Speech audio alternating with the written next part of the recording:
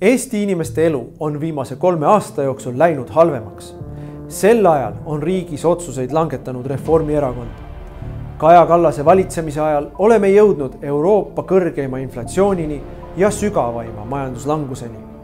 Mis kõige halvem, inimeste toimetuleku ja majanduse hävitamine maksutõusudega jätkub täiskäigul. Ettevõtjad ennustavad, et Eestist võib saada Euroopa kõige kõrgemate toiduhindadega riik. On ainult üks erakond, kes tahab ja suudab valetamisega võimule tulnud Reformierakonna ikke lõpetada. See on Eesti Konservatiivne Rahvaerakond. EKRE on alati seisnud meie inimeste eest. Langetasime valitsuses olles makse ja pöörasime majanduse kasvule. Viisime ellu poliitikat, mis tõi hinnad alla.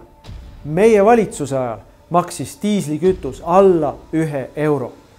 Kutsun kõiki eestimeelseid inimesi koonduma meie erakonna taha, et lõpetada Reformierakonna režiimi märatsemine.